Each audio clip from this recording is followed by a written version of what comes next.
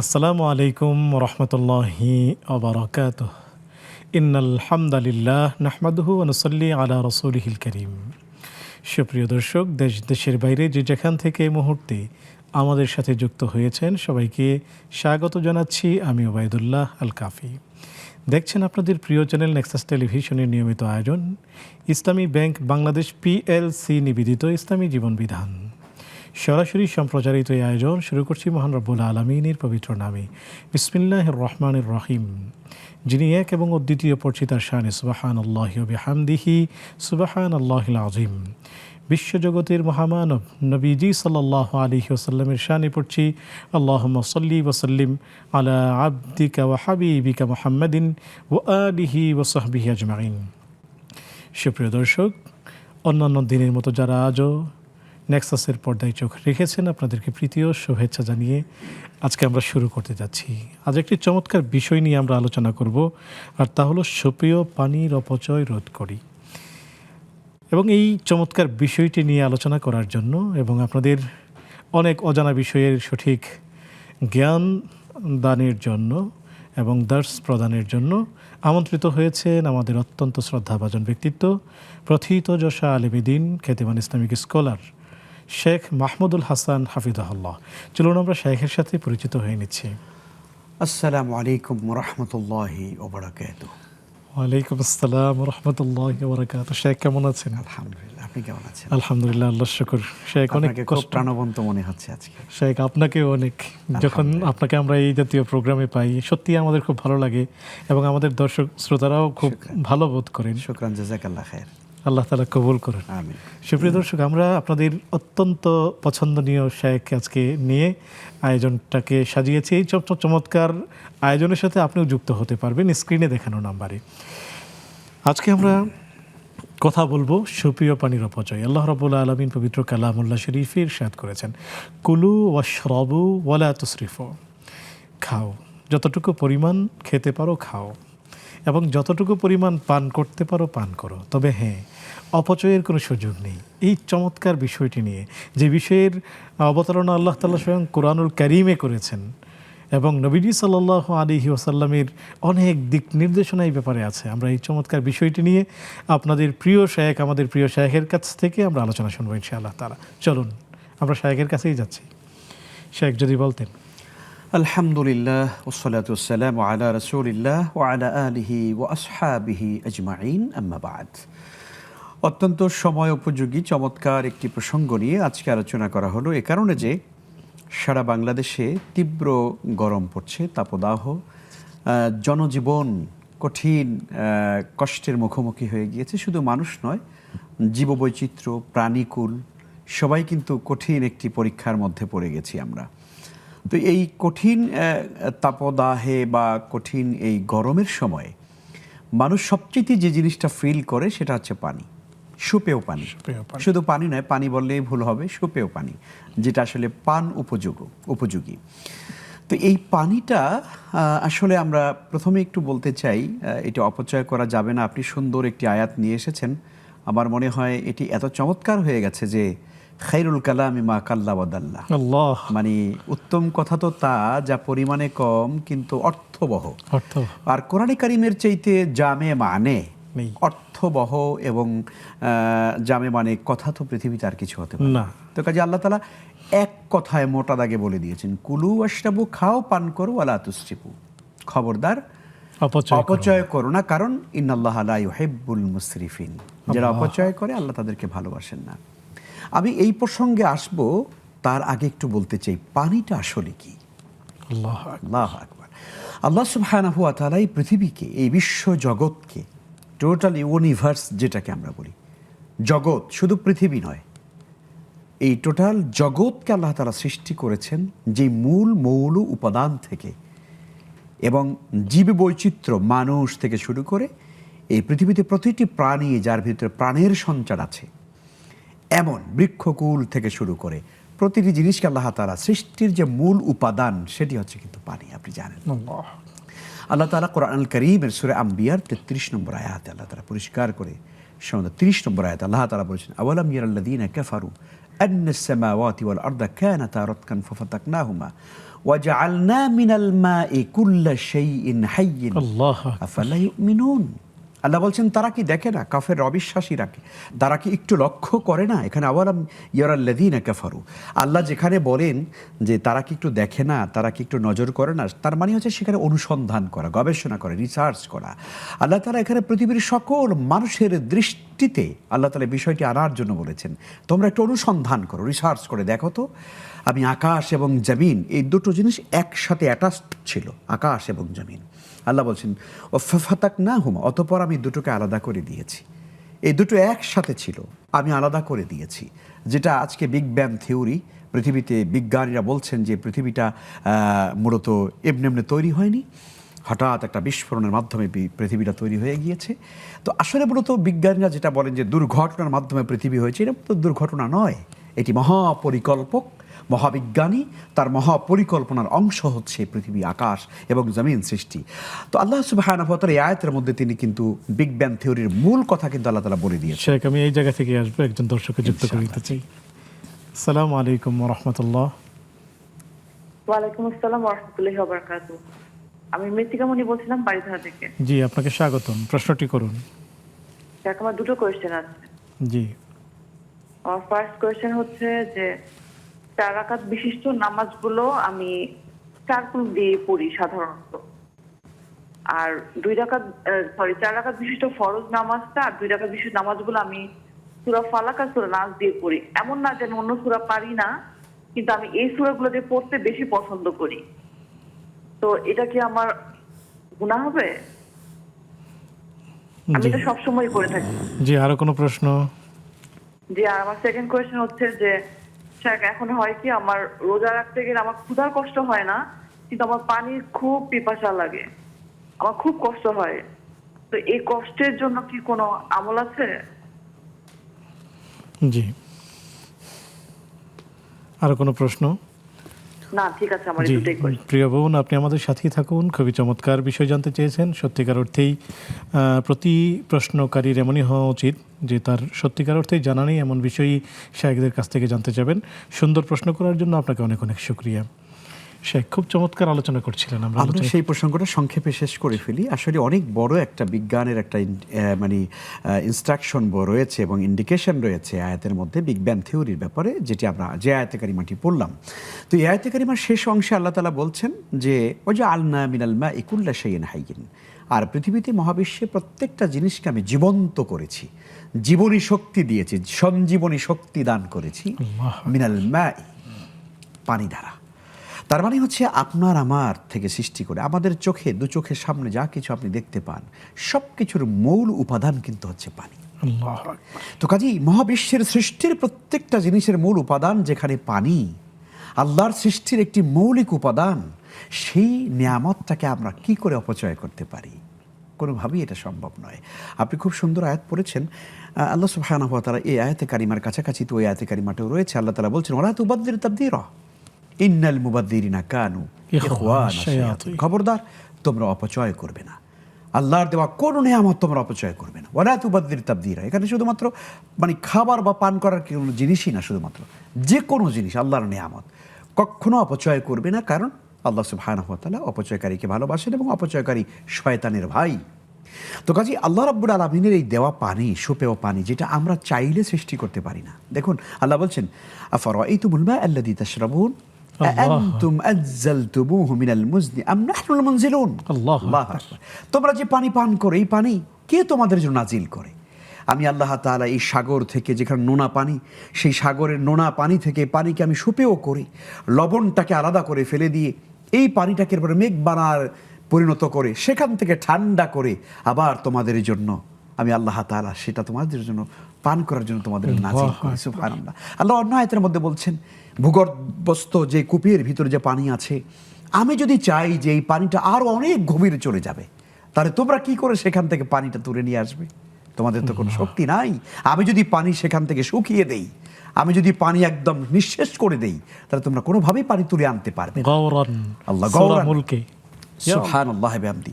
কাজেই এই পৃথিবীতে পানির চাইতে বড় নিয়ামত, আল্লাহু আকবার। একজন মানুষ যখন জীবনের শেষ অন্তিম মুহূর্তে যখন সে একদম মুমূর্ষ বিছানায় যখন পড়ে যায়, এখনই হয়তো তার জান কবজ হয়ে যাবে, মাকবুজ হয়ে যাবেন।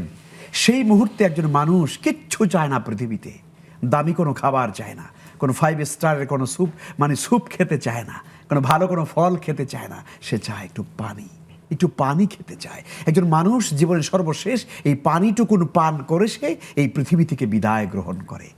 আল্লাহর দেওয়া এত বড় নিয়ামত, সেই নিয়ামত কোনোভাবেই অপচয় করা উচিত না। আল্লাহ বলছেন, লা ইন শাকারতুম লা আযীদান্নাকুম আল্লাহু আকবার। ওয়া লা ইন কাফারতুম ইন্না আযাবি লাশাদীদ। বান্দা, আমার নিয়ামত পাওয়ার পর যদি শুকরিয়া আদায় করো, এর সদ্ব্যবহার করো, তবে আমি আল্লাহ তাআলা তোমার নিয়ামতকে তোমাদের জন্য আরো বাড়িয়ে দেব। আর যদি সেই নিয়ামতের না শুকরি করো, এটা যদি অপব্যবহার করো, অপচয় করো, তাহলে জেনে রাখো নিয়ামত তো নিয়েই যাব। দেখুন, আজকে টিউবওয়েল গাড়া হচ্ছে, পানি পাওয়া যাচ্ছে না, ইয়া আল্লাহ। পানি নেই, আজকে পানি সংকট দেখা দিয়েছে। আল্লাহ বলছেন, ইন্না আযাবি লাশাদীদ, আর আমার আযাব বড় কঠিন, এটা পাকড়াও করবে তোমাদেরকে। তো কাজে আমাদের উচিত হলো আল্লাহর দেওয়া নিয়ামতকে সদ্ব্যবহার করা। শুকরিয়া, জাযাকুমুল্লাহ। শেখ, একজন দর্শক আছেন, আমরা নিচ্ছি। আসসালামু আলাইকুম ওয়া রাহমাতুল্লাহ। ওয়ালাইকুম আসসালাম ওয়া রাহমাতুল্লাহ। জি, কে আছেন আমাদের সাথে? জি, হ্যালো। জি, আমরা শুনতে পাচ্ছি। যে আমার মহজুর কাছে প্রশ্ন, টিচারে বলছে, আবার বলতেছি, জহুরের যে 4 রাকাত নামাজ যাও যেটা বলি, ওই নামাজটা পড়লে আমাদের ফজিলত কি? আর একটা দ্বিতীয় প্রশ্ন হলো যে আমরা যদি হাজত নামাজ পড়ি, সেই হাজত নামাজের ফজিলত কি? জি, আরো কোনো প্রশ্ন? জি, প্রিয় বোন, আপনি আমাদের সাথেই থাকুন, শেখ উত্তর দিচ্ছেন ইনশাআল্লাহ তাআলা। শেখ, আমাদের এক বোন জানতে চেয়েছিলেন 4 রাকাত বিশিষ্ট নামাজে তিনি 4 কুল দিয়ে 4 রাকাত বিশিষ্ট নামাজ আদায় করেন। অন্যান্য সূরা তিনি পারেন, তা সত্ত্বেও বিশেষ টান থাকার কারণে একই সাথে 2 রাকাত বিশিষ্ট নামাজ তিনি সূরাতুল ইখলাস, সূরাতুন নাস এবং সূরাতুল ফালাক দিয়ে পড়েন। তো এই পদ্ধতি কি আসলে ঠিক আছে? জি, অনেক ধন্যবাদ, শুকরান বোনকে। কোরআনে কারিমের কোনো বিশেষ আয়াত, বিশেষ অংশ অতীব ভালোবাসা, এটা খুবই ভালো, এবং এটা সাহাবীদের আমল। আমরা সেই বিখ্যাত হাদিসের কথা জানি যে রাসূল সাল্লাল্লাহু আলাইহি ওয়াসাল্লাম কোনো একটি কাফেলাকে পাঠিয়েছেন জিহাদের ময়দানে, একজন আমির নিযুক্ত করে দিয়েছেন। আমির যখন তার যারা মুজাহিদ রয়েছেন তাদের সঙ্গে যখন জামাতে নামাজ আদায় করেন, তখন তিনি প্রত্যেক রাকাত নামাজে সূরা ফাতিহার সঙ্গে অন্য যাই পড়েন, ইখলাস পড়েন। ইখলাসকে উনি প্রত্যেক রাকাতের জন্য বাধ্যতামূলক করে নিয়েছেন। তো যাই হোক, সেই সফর থেকে যখন কাফেলা মদিনায় ফিরে আসলো রাসূলের কাছে, তখন কোনো একজন ব্যক্তি গিয়ে বলেন, ইয়া রাসূলুল্লাহ, আপনার আমির তো এই কাজ করেছে। সে যখনই নামাজ পড়তে দাঁড়ায় তখন সে ইখলাস পড়ে, কুল হুয়াল্লাহ পড়ে, প্রত্যেক রাকাতে কুল হুয়াল্লাহ পড়ে। তা রাসূল তাকে ডেকে বললেন, তুমি কি কাজ করেছো? তো তখন তিনি বলেন যে, ইয়া রাসূলুল্লাহ, আমি এটা করেছি। কেন করেছো? ইয়া রাসূলুল্লাহ, আমি এটাকে ভালোবাসি। তখন নবীজি সাল্লাল্লাহু আলাইহি ওয়াসাল্লাম তখন তাকে বললেন যে, হুব্বুকা ইয়্যাহু আন তাদখুলাল জান্নাহ, তোমার এই ভালোবাসা তোমাকে আল্লাহর জান্নাত পর্যন্ত পৌঁছাবে। তার মানে তুমি যে সূরা ইখলাসকে ভালোবাসো, তোমার এই কোরআনে কারীমের ইখলাসটার মুহাব্বত তোমাকে আল্লাহর জান্নাতে পৌঁছে দেবে। তো কাজী কোরআনে কারীমের বিশেষ অংশ সূরা ফাতিহা, তারপরে সূরা ইখলাস, আয়াতুল কুরসি, সূরা বাকারার শেষ 2 আয়াত, এভাবে করে বিশেষ বিশেষ অংশগুলো ভালোবাসা ভালো, খুবই ভালো। তবে বোন, আমি আপনাকে বলবো, যে কাজটি রাসূল সাল্লাল্লাহু আলাইহি ওয়াসাল্লাম কখনো তিনি লাজেম বা আবশ্যক করেননি, সে কাজটাকে আমি আমার জীবনে কখনো পদ্ধতি বানিয়ে নেব না। আপনি বলেছেন যে আমি অন্য সূরা পড়তে পারি, হ্যাঁ, পড়তে পারলে ওটাই কিন্তু আমাদের ঘুরিয়ে ফিরিয়ে পড়া উচিত। রাসূল তাই করেছেন।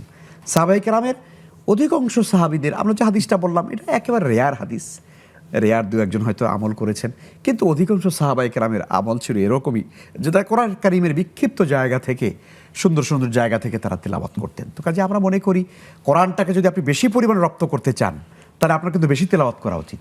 এখন আপনি যদি সারা জীবন সূরা ইখলাস আর নাস দিয়ে তেলাওয়াত নামাজ শেষ করেন, তাহলে কিন্তু আপনার কোরআনটা পড়া হবে না, কোরআনের অন্যান্য জায়গাগুলো আপনার আত্মস্থ হবে না। এই জন্য বিভিন্ন জায়গা থেকে পড়বেন, এতে করে আপনার বেশি নামাজের ইতমিনান আসবে, ইখলাস বেড়ে যাবে, নামাজের আন্তরিকতা বাড়বে, মনোযোগ বাড়বে। আর আপনি যেই সূরাগুলোকে মহব্বত করেন সেগুলো দিয়েও আপনি পড়বেন, তাতে করে আমার মনে হয় আপনার জন্য বেশি ভালো হবে। জাযাকুমুল্লাহু খাইরান। শেখ, আমরা একজন দর্শককে যুক্ত করছি। আসসালামু আলাইকুম ওয়া রাহমাতুল্লাহ। ওয়ালাইকুম আসসালাম ওয়া রাহমাতুল্লাহি ওয়া বারাকাতুহু। জি, আপনাকে স্বাগতম, প্রশ্নটি করুন। আমরা যে নামাজ পড়ি হচ্ছে আলহামদুলিল্লাহর সাথে মানে একটা সূরা মিলাবো নাকি একাধিক সূরা মিলাইলেও হইব এক রাকাতেই?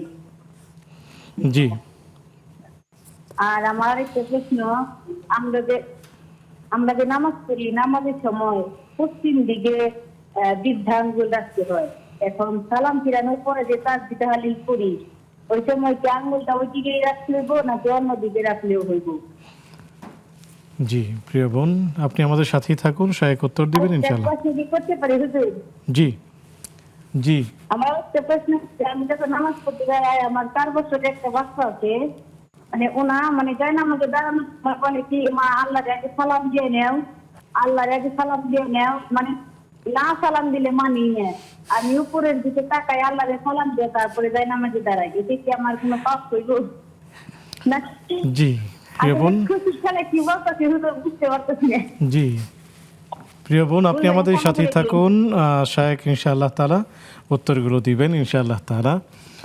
সুপ্রিয় দর্শক, দেখছেন আপনাদের প্রিয় আয়োজন ইসলামী জীবন বিধান, নিবেদক ইসলামী ব্যাংক বাংলাদেশ পিএলসি। সময় হলো একটি বিজ্ঞাপন বিরতিতে যাবার, ফিরছি একটু পর, আমাদের সাথেই থাকুন।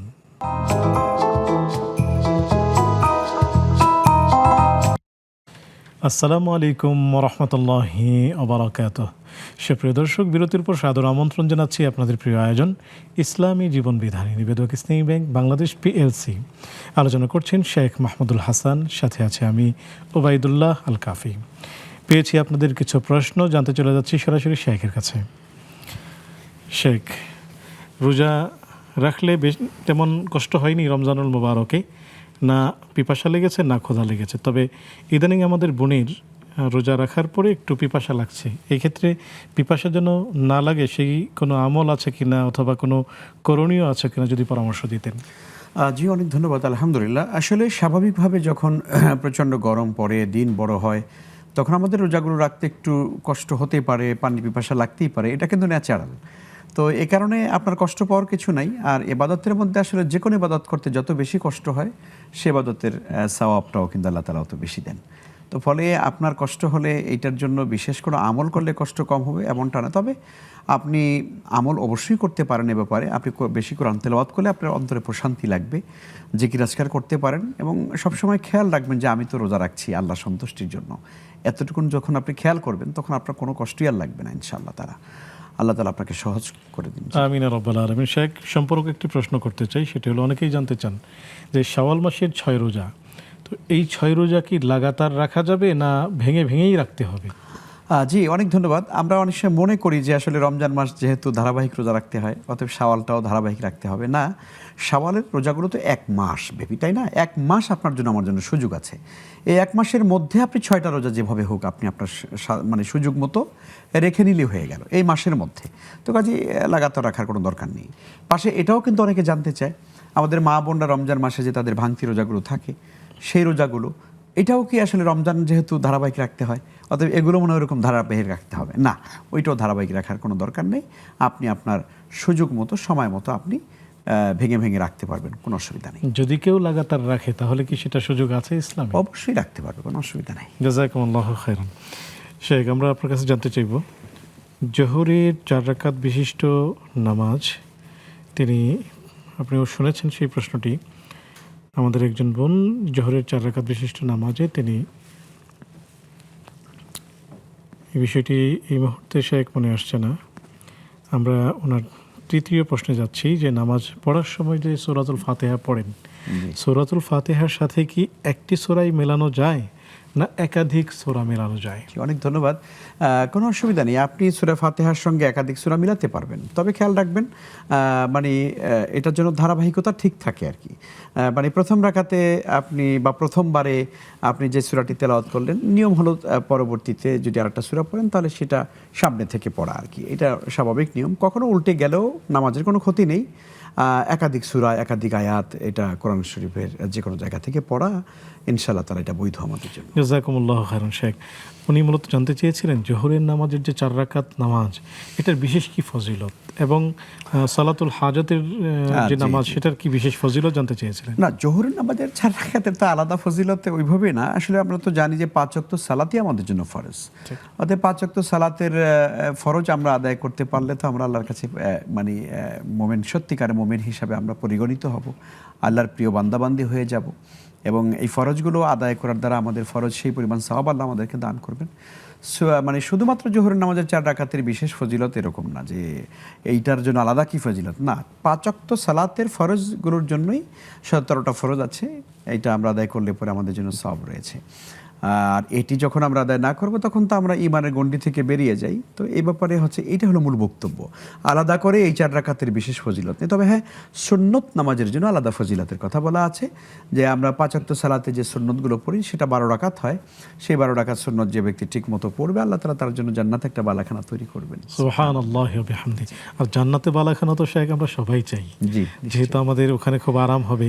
আমরা মূলত আমাদের দর্শক শ্রোতা সবাইকে নিয়েই জান্নাতে থাকতে চাই। আল্লাহ তাআলা তৌফিক দেন। আল্লাহ যেন আমাদেরকে সেটা করার তৌফিক দান করেন। শেখ, নামাজের সময় পশ্চিম দিকে বৃদ্ধাঙ্গুলি রাখতে হয় উনি জানেন, তো কোনো কারণে যদি সেটা পশ্চিম দিক থেকে সরে যায় সেক্ষেত্রে কোনো সমস্যা হবে কিনা? না না, কোনো সমস্যা হবে না। এগুলো আমাদের খেয়াল রাখতে হবে, যখন দাঁড়াবেন তখন স্বাভাবিকভাবে কেবলামুখী হয়ে আঙ্গুল, পা, হাতগুলো সব কিছু চেহারা কেবলামুখী করবেন। তো নামাজের মধ্যে স্বাভাবিকভাবে রুকু সেজদা করতে গেলে কিন্তু আমাদের পা একটু নড়চড় হবেই, এটা ন্যাচারাল। আর ইসলাম কিন্তু ন্যাচারালের বাহিরে নয়, মনে রাখতে হবে। আমরা কেউ আছে এরকম মানে একদম মানে 2 আঙ্গুল দিয়ে শক্ত করে ধরে রাখে, আসলে এইটার ওইভাবে যদি করতে যান তাহলে নামাজের আল্লাহর জন্য আপনার যে একটা মহাব্বত, ভালোবাসা, সেই খেয়ালটা আপনি কিভাবে আনবেন? আপনি তো ওই পায়ের আঙ্গুল শক্ত করে রাখার খেয়ালের ভিতরেই থাকতে হবে। তো এই জন্য এগুলো কখনই মানে অতিরঞ্জন করার দরকার নেই, স্বাভাবিকভাবে রাখবেন, একটু হেরফের হলে সালাতের কোনো ক্ষতি নেই। জাযাকুমুল্লাহু খাইরান। শেখ, আমরা একজন দর্শককে যুক্ত করে নিচ্ছি। আসসালামু আলাইকুম ওয়া রাহমাতুল্লাহ। জি, কে আছেন আমাদের সাথে? আসসালামু আলাইকুম হুজুর। ওয়ালাইকুম আসসালাম। জি ভাই, আপনাকে স্বাগতম, প্রশ্নটি করুন। হুজুর, ইব্রাহিমপুর ঢাকা ক্যান্টনমেন্ট এলাকা থেকে ডাক্তার মোহাম্মদ জাহিদ হোসেন লোটাস বলছি। আল্লাহ আপনাকে কবুল করুন। শাইখের কাছে একটা প্রশ্ন ছিল। জি জি জি, আমরা শুনতে পাচ্ছি। আমরা তাহাজ্জুদের নফল নামাজ যে পড়ি, এটা সাধারণত ভোর 3:30টা থেকে 4টার দিকে করতে হয়। তো এই সময় ঘুম থেকে ওঠাতে একটু কষ্ট হয়। তো অনেক মুসল্লি বলে থাকেন যে বেতেরের এটার সঙ্গে যে আমরা বেতের করি, বেতেরের নামাজের পরেও নাকি আমরা যে 2, 4, 6, 8 রাকাত যদি আমরা তাহাজ্জুদ পড়ে ফেলি, এটা নাকি হয়ে যায়। আবার কোনো কোনো মুসল্লি বলে যে আমরা 12টার পরে পড়লে হয়ে যায়। আর সম্প্রতি এক হুজুরের বয়ানে শুনলাম যে ফজরের নামাজের পরপরই যদি আমি পড়ে ফেলি তাও নাকি হয়ে যায়। এই ব্যাপারটা যদি একটু খোলাসা করেন। আমরা বেতেরের পরে পড়লে আমাদের জন্য খুব সহজ হয়ে যায়, 3:30 4টায় আমাদের ওঠা লাগে না। সাহেব যদি দয়া করে জানান, খুশি হব সাহেব। জি প্রিয় ভাই, আপনি আমাদের সাথেই থাকুন, শেখ ইনশাআল্লাহ তাআলা জানাবেন। আসসালামু আলাইকুম ওয়া রাহমাতুল্লাহ। জি, কে আছেন আমাদের সাথে? আচ্ছা, আমার একটা কথা হলো কি, যে পূর্ব পাকিস্তান আমি যখন ছোট, আমি যখন ছোট প্রচন্ড তাপ দেওয়া হয়েছিল, বুঝছেন? জি, আপনি যখন ছোট? হ্যালো জি। পূর্ব পাকিস্তান আমলে আমরা একবার তাপ দেওয়া দেখছি আমি ছোটবেলা। কিন্তু তখন হুজুরে আইসা সমস্ত গ্রামের লোক নিয়ে নামাজ পড়ে, মানে মাঠে নামাজ পড়ার সাথে সাথে বৃষ্টি হয়ে গেছে। এখন বর্তমান যুগে কি কোনো হুজুর এমন নাই যে নামাজ পড়লে বৃষ্টি হবে? এটা কি জানতে পারি আমরা? জি প্রিয় ভাই, আপনি আমাদের সাথেই থাকুন, শেখ ইনশাআল্লাহ তাআলা এই বিষয়টি নিয়ে কথা বলবেন। আল্লাহ রাব্বুল আলামিন আমাদেরকে উত্তম প্রতিফলন এবং বিনিময় দান করুন। শেখ, বেশ কিছু প্রশ্ন আমরা পেয়েছি। 5 বছরের বাচ্চা নামাজ পড়তে দাঁড়ালেই বলেন তুমি আগে আল্লাহ তাআলাকে সালাম দাও, তো উপরের দিকে সালাম দিলে কোনো সমস্যা হবে কিনা, বা এটা আসলে কি করা উচিত? না, 5 বছরের বাচ্চার ভেতরের যে আল্লাহ তাআলার প্রতি তার যে শ্রদ্ধা এবং ভক্তি এবং তার যে ভালোবাসা, সত্যি আসলে এটি প্রশংসার দাবিদার। আল্লাহ, একটি ছোট্ট বাচ্চা সে কি করে বুঝলো যে আল্লাহকে সালাম দাও? সুবহানাল্লাহ। এবং এটার দ্বারাই প্রমাণিত হয় সে বিখ্যাত হাদিস যে কুল্লু মাউলুদিন ইউলাদু আলাল ফিতরা, পৃথিবীর প্রতিটি মানব শিশু আল্লাহর দ্বীনের উপরে, স্বভাবজাত ধর্ম ইসলামের উপরে জন্মগ্রহণ করে। তো সে যে আসলে দিন নিয়েই জন্মগ্রহণ করেছে তার একটা বাস্তবতা হলো যে সে আল্লাহ তাআলা সম্পর্কে তার হৃদয়ের ভিতরে একটা ভক্তি কাজ করছে। তো তার এই ভক্তিকে আপনি শ্রদ্ধা দেখান, অসুবিধা নেই, সে তো আল্লাহকে সালাম দিতে বলেছে। তবে এভাবে করে আসলে নামাজের আগে উপরের দিকে তাকিয়ে আল্লাহকে সালাম দেওয়া, এটা আসলে কোনো সুন্নাহ দ্বারা প্রমাণিত নয় এবং কোনো ইমানদার আল্লাহকে ওইভাবে সালাম দিতে হয় না। স্বাভাবিকভাবেই আল্লাহ তাআলা আমাদের সমস্ত ইবাদত তিনি পান, তো আল্লাহকে সরাসরি সালাম দেওয়া, সালাম আমরা দিব। জান্নাতে যখন আল্লাহ তাআলার সঙ্গে আমাদের দেখা হবে, আল্লাহও আমাদেরকে সালাম দিবেন। তাই না? ইনশাআল্লাহ। সালামুন কাওলাম মির রাব্বির রহিম মুমতাজুল ইয়াওমা আইয়ুহাল মুজরিমুন সালামুন আলাইকুম তিবতুম ফাদখুলুহা খালিদিন। আল্লাহ। তোমরা প্রশান্ত চিত্তে জান্নাতে ঢুকে যাও, আল্লাহর পক্ষ থেকে তোমাদের জন্য সালাম। তো কাজে আমরা জান্নাতে ঢোকার সময় আল্লাহ আমাদেরকে সালাম দিবেন, আর আল্লাহ তাআলার সঙ্গে আমাদের যখন দিদার হবে তখন তো বান্দার আল্লাহকে সালাম দিবেন। তো কাজেই স্বাভাবিকভাবে এর বাহিরে ওই নামাজের আগে বাচ্চার কথা মোতাবেক আপনার ওইভাবে সালাম দেওয়ার কোনো সুন্নাহ হাদিস দ্বারা প্রমাণিত হয় না। বাচ্চাকে কি এটা বলা যাবে যে নামাজে দাঁড়ালেই নামাজের ভেতরেই আল্লাহ তাআলাকে সালাম দেওয়ার পদ্ধতি আছে? সুন্দর কথা বলেছেন আপনি। এটাই বরং সবচেয়ে বেশি ভালো যে আমি যখন নামাজে পড়বো তখনই আমি আল্লাহ তাআলাকে সালাম দিব এবং আল্লাহর সঙ্গে আমি কথা বলবো। আল্লাহু আকবার। তখন সে আরো বেশি খুশি হবে। জাযাকুমুল্লাহু খাইরান। আসসালামু আলাইকুম ওয়া রাহমাতুল্লাহ। ওয়ালাইকুম আসসালাম। জি জি, আপনাকে স্বাগতম। প্রশ্নটি করুন ভাই। আমার প্রশ্ন হলো, আমি ঈশ্বরদীপ পাবনা থেকে বলছি। জি। আমার প্রশ্ন হলো, পানি আমরা যে উজু করি, আমরা অনেক পানি অপচয় করি। আমাকে উজু করতে হলে কি পরিমাণ পানি আমাকে ব্যবহার করতে হবে? কতটুকু পানি হলে এই পানি আমাকে উজু করতে হবে? আর দ্বিতীয় প্রশ্ন হলো, জি আচ্ছা, দ্বিতীয় প্রশ্ন হলো, আমাদের যখন গোসল ফরজ হয়, আমি এমন এক অবস্থায় আছি, আমি হয়তো ওখানে আমার গোসল ফরজ হয়ে গেছে, আমার পানির কোনো ব্যবস্থা নাই, আমাকে নামাজ পড়তে হবে, আমি ওই অবস্থায় আমি কি করে নামাজ আদায় করব? জি, খুবই চমৎকার প্রশ্ন করেছেন প্রিয় ভাই। আপনি আমাদের সাথেই থাকুন, শায়েখের মাধ্যমে আমরা আপনার এই বিষয়গুলো জানানোর চেষ্টা করব ইনশাআল্লাহ তাআলা। সুপ্রিয় দর্শক, দেখছেন আপনাদের প্রিয় আয়োজন ইসলামী জীবন বিধান, নিবেদক ইসলামী ব্যাংক বাংলাদেশ পিএলসি। সময় হলো আরও একটি বিজ্ঞাপন বিরতিতে যাবার। একটু পরেই ফিরছি আপনাদের প্রশ্নগুলো নিয়ে, আমাদের সাথেই থাকুন। আসসালামু আলাইকুম রহমতুল্লাহি ওবারাকাতুহ। সুপ্রিয় দর্শক, বিরতির পর সাদর আমন্ত্রণ জানাচ্ছি আপনাদের প্রিয় আয়োজন ইসলামী জীবন বিধান, নিবেদক ইসলামী ব্যাংক বাংলাদেশ পিএলসি। আলোচনা করছেন শেখ মাহমুদুল হাসান হাফিজাহুল্লাহ, সাথে আছে আমি উবাইদুল্লাহ আল কাফি। পেয়েছি আপনাদের কিছু প্রশ্ন, জানতে চলে যাচ্ছি সরাসরি শেখের কাছে। শেখ, তাহাজ্জুদের নামাজ এর সময় অনেকে বলেন সেটি হলো 3টার পর থেকে, আবার অনেকের কাছ থেকে শুনেন যে বেতরের নামাজ পড়ার আগে অথবা পরপর পড়ে নেবে, আবার কেউ কেউ নাকি বলেছেন ফজরের নামাজের পরেও নাকি পড়লে হবে। আসলে এটার সমাধান কি? জি, কথাগুলো একটু বিক্ষিপ্ত আছে, কয়েকটা বিষয় আছে এখানে, সেটা বলবো। প্রথমত কথা হচ্ছে তাহাজ্জুদের মূল সময় হচ্ছে শেষ রাতে এবং ঘুমানোর পরে, ঘুম থেকে ওঠার পরে যে সালাতটা আদায় করা হয়, এটা তাহাজ্জুদের পরিপূর্ণ মর্যাদা লাভ করে। দেখুন, শেষ রাতে আপনি এমনও হতে পারে যে আপনি সারা রাতে ঘুমাননি, শেষ রাতে পড়েছেন, এটাও তাহাজ্জুদের মর্যাদা পাবে। কিন্তু স্বাভাবিক নেচার হলো, তাহাজ্জুদ নামাজের নেচার হচ্ছে যে আপনি এশার সালাতের পরে ঘুমিয়ে যাবেন, এরপরে আপনি শেষ রাতের দিকে আপনি 2টো, 2:30, 3টা যেটা হয় আমাদের সময়, সেই জন অনুসারে শেষ রাতে ফজরের অন্তত 1 ঘন্টা আগে আপনি উঠলে আপনি ইনশাআল্লাহ তাআলা যতটুকু সম্ভব আপনি সালাতের গুণগত মানটাকে বৃদ্ধি করে 2 রাকাত 4 রাকাত করে নামাজ আদায় করলেন। এটা হলো মূল তাহাজ্জুদ। এবার আসেন, আমরা যদি তাহাজ্জুদ পড়তে অভ্যস্ত না হই যে শেষ রাতে আমি উঠতে পারবো কি পারবো না, সে ব্যাপারে বিভিন্ন ফিকার কিতাবগুলোতে এবং আমাদের ইমামগণের ব্যাপারে বলে থাকেন যে এশার সালাতের পরে যদি কেউ 2 রাকাত 4 রাকাত করে নামাজ যদি পড়ে নেন, যেটি রাত্রিকালীন নামাজ আমি পড়লাম, আমি উঠতে পারবো কি পারবো না জানি না, তাহলে আশা করা যায় যে আল্লাহ তাআলা কিয়ামুল লাইলের যে ফজিলত আল্লাহ তাআলা সেটি এর দ্বারা তাকে দান করবেন ইনশাআল্লাহ তাআলা। এবারে তারা দিনের বেলা যেটা বললেন যে ফজরের সালাতের পরে, হ্যাঁ, কোনো মানুষ যদি নিয়মিতভাবে যদি তাহাজ্জুদ গুজার হয় কিন্তু কোনো এক রাতে তিনি উঠতে পারলেন না, সেক্ষেত্রে ইমামগণ বলে থাকেন, ওলামায়ে কেরাম ইসলামিক স্কলারগণ বলে থাকেন যে সালাতুল জোহরের আগে তিনি যদি এই সালাতটা যদি তিনি পড়ে নেন তাহলে ইনশাআল্লাহ তাআলা এই রাত্রিকালীন তাহাজ্জুদের ওনার নিয়মিত আমলের যে ফজিলত এবং সওয়াব আল্লাহ তাআলা সেটি তাকে দান করবেন। তো কাজে আমার মনে হয় যে এই কথাগুলো এভাবে করে আমরা চিন্তা করলে আশা করি এটা সুন্দর সমাধান হবে। জি, জাযাকুমুল্লাহু খায়রান। খুবই চমৎকার এবং খোলাখুলিভাবেই বললেন, জাযাকুমুল্লাহু খায়রান। শেখ, ছোট যখন আমরা ছিলাম, উনি বলতে যাচ্ছেন, তখন দেখা যেত যে এরকম অনাবৃষ্টি যখন হতো তখন কোনো একজন শায়েখ যেতেন, কোনো একজন আলেম যেতেন মাঠে, সেখানে গিয়ে তিনি নামাজ পড়তেন, সালাতুল ইস্তিসকা পড়তেন, দোয়া করতেন, মাঠেই বৃষ্টি চলে আসতো।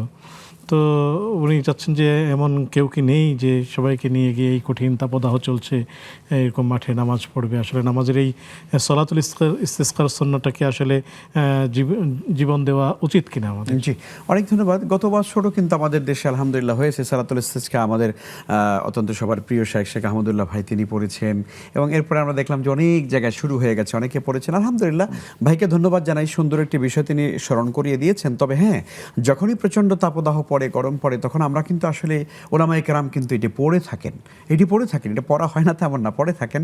এখনও গরম চলছে, আশা করা যায় ইনশাল্লাহ বিভিন্ন জায়গাতে হয়তো এটি আমল শুরু হয়ে গেছে অলরেডি এবং হবে ইনশাল্লাহ।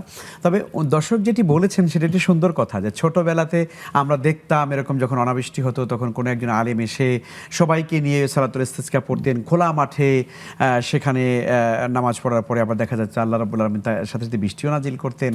তো এখন কই, মানে এখন সেরকম হচ্ছে না। কেন হচ্ছে না এমনটা নয়, তবে হ্যাঁ হয়তো সেটার পরিমাণ কম। বলবেন কম কেন? আসলে এটির বাস্তবতা অনেক গভীর, আলোচনা লম্বা করার সুযোগ নেই। সময় যত যাচ্ছে আমাদের তাকওয়া, আমাদের এলেম, আমাদের আমল, আমাদের হালাল রুজি খাওয়া, তাই না, এই সমগ্র বিষয়গুলো কিন্তু আসলে আমাদের আগের চাইতে এটার কিন্তু মান ক্রমান্বয়ে কিন্তু কমে যাচ্ছে। সেটি কি সাধারণ মানুষ বলেন, কি আমি আলেম, কি গায়রে আলেম, যাই বলেন না কেন, সর্বক্ষেত্রেই কিন্তু আমাদের এই আমলের একটি দন্যতা কিন্তু এটি আগের চাইতে মারাত্মক প্রকট দেখা যাচ্ছে। ফলে আল্লাহ রাব্বুল আলামিন আগে যত নিয়ামত আমাদেরকে দিতেন, তাৎক্ষণিকভাবে আমরা নিয়ামতগুলো যতটা পেতাম, এখন দেখা যাচ্ছে ওরকম আসে না। তো তারপর আলহামদুলিল্লাহ বিভিন্ন জায়গায় ওলামায়ে কেরাম যখন সালাতুল ইস্তিসকা পড়েন, এটা কিন্তু বৃষ্টি নাজিল হয় বিভিন্ন জায়গাতে। আমার জীবনের কোনটা ঘটনা ঘটে গেছে সেটি আর এখানে বললাম না। এরভাবে একটা জায়গায় নামাজ পড়ি, সঙ্গে সঙ্গে বৃষ্টি চলে আসে। আলহামদুলিল্লাহ, এভাবে কিন্তু হয়ে থাকে আলহামদুলিল্লাহ। তো দর্শক, আমরা বলবো মোমেনদের বৈশিষ্ট্য হচ্ছে আল্লাযীনা ইযা আসাবাতুহুম মুসিবা ক্বালু ইন্না লিল্লাহি ওয়া ইন্না ইলাইহি রাজিউন। তো কাজে মুসিবত আসলে আল্লাহর উপরে সবর করতে হবে, আল্লাহর কাছে আল্লাহর উপর তাওয়াক্কুল করতে হবে। এ কথা মনে করা যাবে না যে আল্লাহ মনে হয় আমাদেরকে দিবে না, দিচ্ছে না, বরং আশান্বিত হয়ে আল্লাহর কাছে বেশি বেশি দোয়া করতে হবে। জাযাকুমুল্লাহু খায়রান। সুপ্রিয় দর্শক, আমরা সকল উলামায়ে কেরামের কাছে এবং ইমাম আইম্মায়ে মাসাজিদের কাছে আমরা নিবেদন রাখতে চাই যে আপনারাও আপনাদের প্রত্যেকের মহল্লায় আপনারা এই সলাতুল ইস্তিসকার নামাজটিকে জীবন দিন এবং এই সুন্নাহটি আমরা আমাদের জীবনে বাস্তবায়ন করি। আল্লাহ তাআলা আমাদের দিকে ফিরে তাকাবেন এবং বৃষ্টি দেবেন ইনশাআল্লাহ তাআলা। আসসালামু আলাইকুম রাহমাতুল্লাহ। ওয়ালাইকুম আসসালাম। জি প্রিয় ভাই, আল্লাহ তাআলা আপনাকে কবুল করুন। জি, প্রশ্নটি করুন। আমি মোহাম্মদ শহীদুল ইসলাম, মনিরামপুর যশোর থেকে বলছিলাম। জি, স্বাগতম আপনাকে। যে আমাদের মসজিদের একজন ইমাম আছে ইসলামীয় হাজি। জি, আমাদের মসজিদের একজন ইমাম আছে ইসলামীয় হাজি। এখন আমার প্রশ্ন হচ্ছে, জুমার নামাজের টাইম দেওয়া 1:30 মিনিট, এই জামাত যদি 2টায় হয় তাহলে কথার বরখেলাপ হলো কিনা? আচ্ছা, যখন ইমামের কাছে এই প্রশ্নটাই রাখা হলো যে আপনি 1:30টার নামাজ 2টায় করতেছেন, তখন তিনি স্থানীয় হাজি তাই রাগারাগি করে উনি মুসাল্লিদের বের করে দেন। এই বিষয়টা যদি শরিয়া মোতাবেক একটু আলোচনা করতেন। জি প্রিয় ভাই, আপনি আমাদের সাথেই থাকুন ইনশাআল্লাহ তাআলা। শেখ খুব চমৎকার পরামর্শ দিবেন ইনশাআল্লাহ তাআলা। শেখ, অজু করতে গিয়ে আমরা পানি ব্যবহার করি, বিশেষ করে আমরা এই কংক্রিটের শহরে আমরা যেহেতু হাম্মামগুলোতে অজু করে থাকি, ট্যাপ কল ছেড়ে অনেক পানি যায়, সেটা 1 বালতি 2 বালতি চলে যায়। আসলে অজুর ক্ষেত্রে মিতব্যয়িতা কীভাবে আমরা পরিচয় দিতে পারি, কতটুকু পানি নিয়ে আমরা মূলত অজু করতে পারি এবং সেটার পদ্ধতি কী হবে? জি, অনেক শুকরিয়া। আসলে আপনি সঠিক বলেছেন যে আমরা আসলে যে ট্যাপগুলো ব্যবহার করে থাকি এগুলোর অবস্থাটা এমন যে আপনি দেখেছেন যে দেশের বাহিরে আমি দেখেছি, কাতারে, সৌদি আরবিয়াতে আমি দেখেছি যে ওখানে ট্যাপগুলো হচ্ছে এত সুন্দর যে আপনি হাত এখানে নিচে হাত দিবেন না, অটোমেটিক পানি পড়ে। আপনার হাতের সঙ্গে আপনার একটা সেন্সর দেওয়া আছে, হাতটা পাতলে পরে পানি পড়ে, হাতটা আপনি ধরেন বা পানিটা বন্ধ হয়ে যায়। তো এই আধুনিক প্রযুক্তি তো আমাদের বাংলাদেশে নেই। আবার কোনো কোনো জায়গায় সুন্দর ট্যাপ আছে, যেমন আপনি এভাবে টান দিলে পরে বা সেটা অন হলো, আবার টান দিলে বন্ধ হয়ে যায়। তো সুবিধাটা হলো আপনি একটু পানি নিলেন, টান দিয়ে বন্ধ করে দিলেন, আপনি ধুইলেন, ভালো করে ধুইলেন, সুন্দর করে ধুইলেন, আবার টান দিলেন। কিন্তু আমরা যে ট্যাপগুলো ব্যবহার করি এটা এতটা মোড়াইতে হয় যে আপনার পক্ষে কিন্তু একবার মোড়াইয়া পানি নিয়ে আবার কিন্তু সম্ভব না যে এটা আবার এতটুকুন মোড়াইয়া আপনি এটা বন্ধ করবেন। ফলে প্রযুক্তিগত এই যে একটা মানে প্রবলেম আমাদের কাছে আছে, যে কারণে অটোমেটিক্যালি পানি নষ্ট হয়ে যায়। আমরা দেখেছি আমাদের দাদা নানাদেরকে, আমাদের বৃদ্ধ মুরব্বীদেরকে দেখেছি, আমাদের ওস্তাদদেরকে দেখেছি, তারা কিন্তু অজু করতেন কেতলিতে। আপনার মনে থাকবার কথা, বদনা দিয়ে গ্রামে কেটলিতে, জি। গ্রামে বদনাতে, আর ওস্তাদরা যারা খুব শানওয়ালা জি। ওস্তাদ তারা কিন্তু কেতলিতে অজু করতেন। কেতলিতে কেতলিতে অজু করে অনেক সুবিধা, এটা মুখে ঢাকনা থাকে, কোনো আপনার বাহিরের ময়লা আবর্জনা বা ব্যবহৃত পানি যায় না। এরপরে আপনি সুবিধা মতো যতটুকুন দরকার, সরু একটি নল দিয়ে পানি সরু পড়ে, একটা নল দিয়ে পানি পড়ে, সুবিধা মতো যতটুকুন দরকার অতটুকুন দিয়ে দেখা যায় যে তারা উজু করতেন। তো আসলে দেখা গেছে আমাদের এই ব্যবস্থাপনাগুলোর কারণে অনেক সময় পানি অপচয় হয়। তবে আমরা যদি সজাগ হই, সচেতন হই, তাহলে অবশ্যই আমাদের এই বিষয়গুলো খেয়াল করা উচিত, এবং খেয়াল করতেই হবে আমাদেরকে যে অজু করতে গিয়ে, গোসল করতে গিয়ে আমাদের জন্য পানির অপচয় না হয়। সেটা আপনি দেখেছেন বোধহয়, আমি দেখেছি একটা ইউটিউবের একবার একটা ইয়েতে, যে একজন অ্যারাবিক একজন শায়েখ তিনি 1 গ্লাস পানি দিয়ে উজু করেছেন। জি। আপনি দেখেছেন কিনা জি, ভিডিওটা? এটা possible, এটা হ্যাঁ, এটা কিন্তু try পসিবল। করলে অর্থাৎ করা- এই যে আমাদের এখানে যে একটা কাপ আছে, ধরুন এখানে আমাদের চা গরম আছে, এইটার ভিতরে যতটুকুন পানি আছে দর্শক, মানে এই কাপের ভিতরে যতটুকুন পানি ধরে, আপনাদের বিশ্বাস হয়? এই কাপের ভিতরে যতটুকুন পানি ধরে, এটা কিন্তু চায়ের কাপ, এতটুকুন পানি দিয়ে একজন মুসল্লি সুন্দর করে উজু করতে পারবেন। এখন বলবেন যে আপনি এটা কি করে সম্ভব, কেমনে পা ধোবে, কেমনে চেহারা ধোবে? হ্যাঁ, এটাই প্র্যাকটিসের ব্যাপার। এই প্র্যাকটিসটা আমাদের মধ্যে নেই, ফলে আমরা অনেক সময় মনে করি যে বদনায় বদনায় পানি আমাদের চলতে থাকে। তো অবশ্যই আমাদের খেয়াল করা উচিত এবং অপচয় রোধ করা উচিত। আল্লাহ কবুল করুন, আল্লাহ কবুল করুন। আমাদের আসলে সব জায়গায় অজু প্রশিক্ষণ, নামাজ প্রশিক্ষণ কর্মশালা করা উচিত। নিশ্চয়ই করা উচিত। জি, আসসালামু আলাইকুম রহমতুল্লাহ। ওয়ালাইকুম আসসালাম রহমতুল্লাহ বারাকাতুহু। আসসালামু আলাইকুম। ওয়ালাইকুম আসসালাম। জি, আপনাকে স্বাগতম, প্রশ্নটি করুন। জি, আমার প্রশ্ন হলো, আমরা ভাই বোন 6 জন, কিন্তু 3 বোন বিয়ে হয়ে গেছে, 3 ভাই বিয়ে হয়ে গেছে। এখন আমার বাপের কোনো সম্পদ নাই। আমরা ভাইরা যারা এখন অর্জন করতেছি টাকা পয়সা, সব আমাদের নামে নামে করতেছি। তাতে কি আমার বোনেরা এখান থেকে অংশীদার হইতে আসে না? এতে কি আমার বাবার কোনো গুনাহ হবে কিনা? জি জি, প্রিয় ভাই, আরো কোনো প্রশ্ন? যে আমরা শায়েকের কাছ থেকে ইনশাআল্লাহ তাআলা এটা জানানোর চেষ্টা করব। আপনি আমাদের সাথেই থাকুন। সুপ্রিয় দর্শক, দেখছেন আপনাদের প্রিয় আয়োজন ইসলামী জীবন বিধান। সময় হলো আরও একটি বিজ্ঞাপন বিরতিতে যাবার। আসসালামু আলাইকুম রহমতুল্লাহি আবরাকাতুহ। সুপ্রিয় দর্শক, বিরতির পর সাদর আমন্ত্রণ জানাচ্ছি আপনাদের প্রিয় আয়োজন ইসলামী জীবন বিধানে। নিবেদক ইসলামী ব্যাংক বাংলাদেশ পিএলসি। আলোচনা করছেন শেখ মাহমুদুল হাসান, সাথে আছে আমি ওবায়দুল্লাহ আল কাফি। আপনাদের জানতে চাওয়া বিষয়গুলো নিয়ে শেখের কাছে যাচ্ছি। শেখ, এমন এক জায়গায় গেলাম যেখানে অজু করার মতো কোনো পানি নেই, গোসল করারও কোনো পানি নেই। এখন গোসল ফরজ হয়েছে, নামাজ পড়তে হবে, তাহলে কোন পদ্ধতিতে আমরা নামাজ পড়ব? জি, অনেক ধন্যবাদ। খুবই জীবন ঘনিষ্ঠ প্রশ্ন। এমন জায়গায় গিয়েছেন যেখানে পানি নেই, ইতিমধ্যে গোসল ফরজ হয়ে গেছে, কি করবেন? অবশ্যই আপনি তায়াম্মুম করবেন। ফাইল্লাম তাজিদু মাআন ফাতায়াম্মামু সাঈদান তাইয়্যিবা। সেই বিখ্যাত ঘটনা আল্লাহ। যে রাসূল সাল্লাল্লাহু আলাইহি ওয়াসাল্লাম সম্ভবত গজওয়ে বনু মুস্তালিকে যুদ্ধে গিয়েছেন। সাহাবায়ে কেরাম রাত্রিবেলা বিশ্রাম নিয়েছেন। অধিকাংশ সাহাবীদের অজু গোসলের প্রয়োজন হয়েছিল সকালবেলা, এবং আল্লাহ রাব্বুল আলামিন তায়াম্মুমের বিধান নাজিল করলেন। রাসূল বললেন, তোমরা পবিত্র মাটিতে তায়াম্মুম করে নাও। তো একজন সাহাবী, নামটা ঠিক এই মুহূর্তে আমার তার মনে পড়ছে না, বিখ্যাত একজন সাহাবী, তার গোসল ফরজ হয়েছিল।